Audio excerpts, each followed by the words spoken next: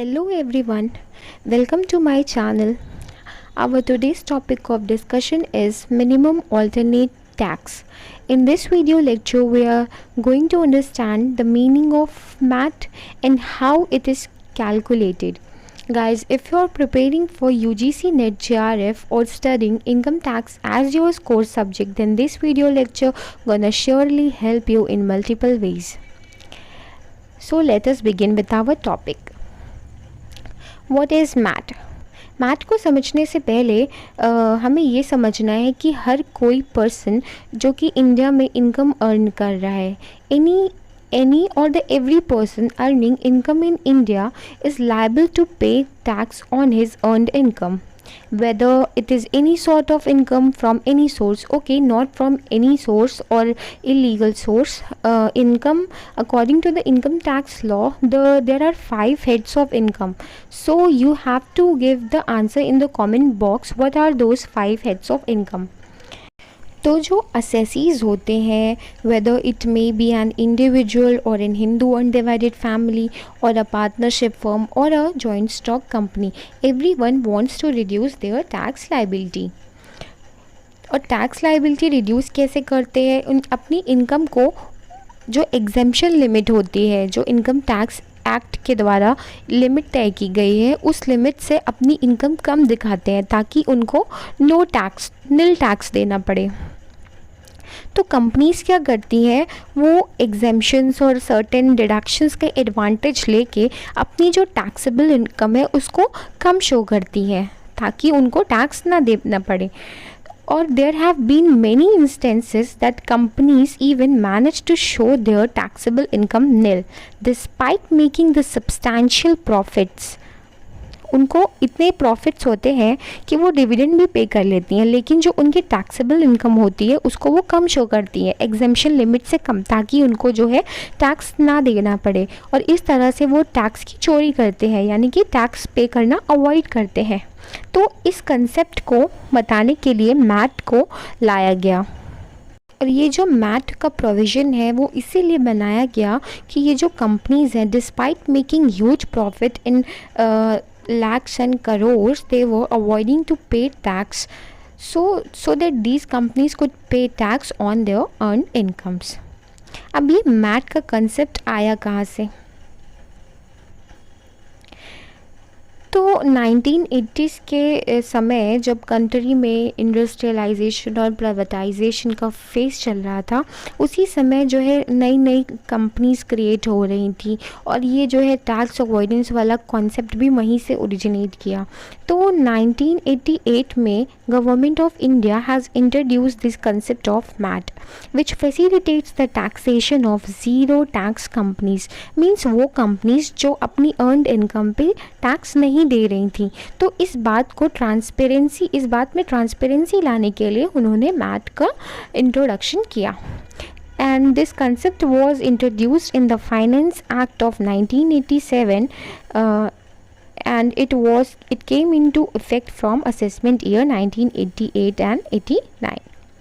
Now, according to MAT, such companies were liable to pay to the government by deeming a certain percentage of their book profit as taxable income.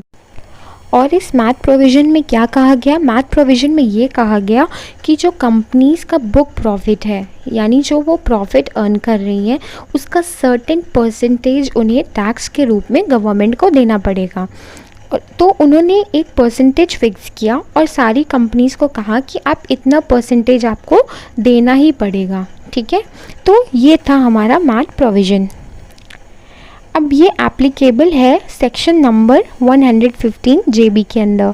Please note down that this provision of minimum alternate tax is applicable under the section 115 JB. और इसकी applicability क्या है? इन 3 companies के ऊपर. तो whether it is domestic and foreign, private और public, और section 25 की कंपनीज़ जो कि बात करती है NPO के बारे में, नॉन प्रॉफिट ऑर्गेनाइजेशंस के बारे में. तो ये हो गई इसकी एप्लीकेबिलिटी. आगे बढ़ते हैं, देखते हैं how it is calculated. Now अगर मैट की कैलकुलेशन की बात करें तो गवर्नमेंट ने जो वो फिक्स्ड परसेंटेज लगाया है कंपनीज के ऊपर, तो वो फिक्स परसेंटेज जो है वो है 15%। यानी कि minimum alternate tax is applied when the taxable income calculated according to the IT act provisions is found to be less than 15%। यानी किसी भी कंपनी की जो टैक्सेबल इनकम है उसके प्रॉफिट की 15% से अगर कम आ रही है, तो अगर उसकी टैक्स लाइबिलिटी जो है उसके बुक प्रॉफिट का 15% से कम आ रही है, तो उनको मैट प्रोविज़न के अंदर 15% जो है अपने बुक प्रॉफिट का देना पड़ेगा, including surcharge and cess as applicable. और ये जो 15% है ये पहले और ज़्यादा हुआ करता था, पहले जो है 18% या कुछ उससे ज़्यादा था, तो इसको कंपनीज एक्ट 2013 में अमेंड करके 15% फिक्स किया गया।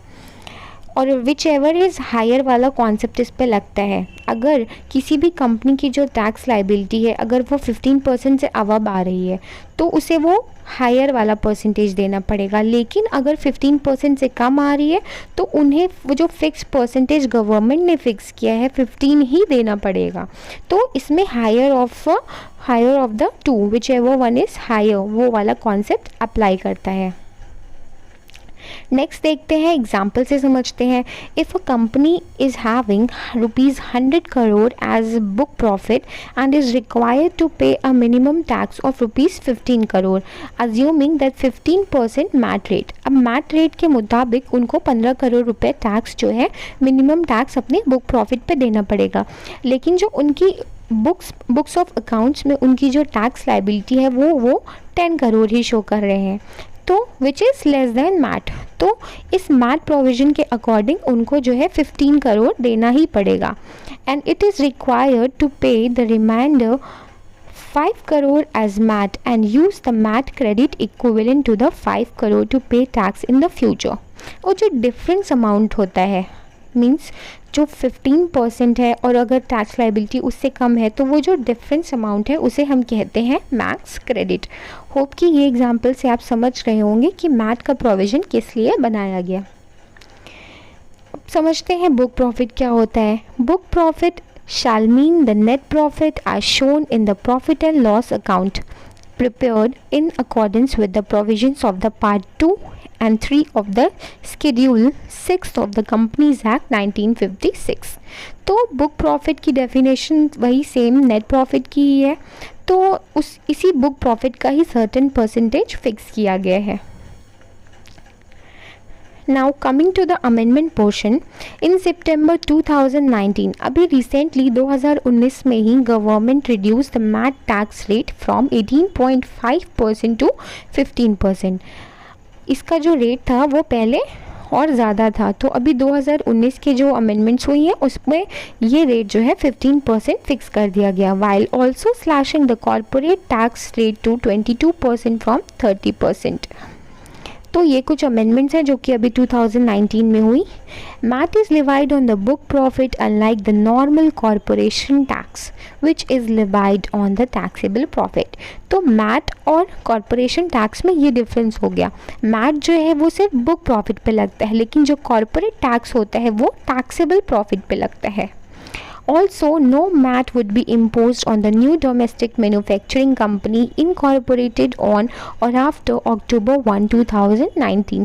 तो ये सारे पॉइंट्स जो है अभी लेटेस्ट अमेंडमेंट्स में आए हैं कि 2019 अक्टूबर 1 के बाद कोई भी मैन्युफैक्चरिंग कंपनी अगर इनकॉर्पोरेट हुई है तो उसके ऊपर मैट इम्पोज नहीं होगा।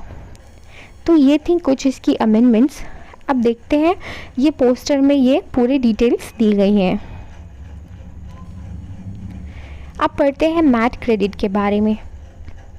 मैट क्रेडिट अभी हमने देखा कि जो टैक्स लाइबिलिटी थी, नॉर्मल टैक्स लाइबिलिटी और मैट दोनों के रेट्स डिफरेंट हो रहे थे। मैट हमारा 15% फिक्स था, लेकिन अगर कंपनीज़ की जो नॉर्मल टैक्स लाइबिलिटी है वो 15% से कम हो रही है So MAT credit is nothing, just the difference between the tax that company pays under the MAT and the normal tax liability। और ये कैलकुलेट करने के लिए हमारा जो भी MAT प्रोविज़न को अप्लाई करके जो भी टैक्स लाइबिलिटी आई है उसमें से हम नॉर्मल टैक्स लाइबिलिटी माइनस कर देंगे। जैसे प्रीवियस एग्जांपल में हमारी टैक्स लाइबिलिटी 15 करोड़ आ रही थी, लेकिन जो हमारी नॉर्मल टैक्स लाइबिलिटी थी जो हम बुक्स में शो कर रहे थे वो 10 करोड़ थी। तो 15 माइनस 10 इक्वल्स टू 5 करोड़। जो 5 करोड़ रुपीज़ थे वो हमारा मैट क्रेडिट था।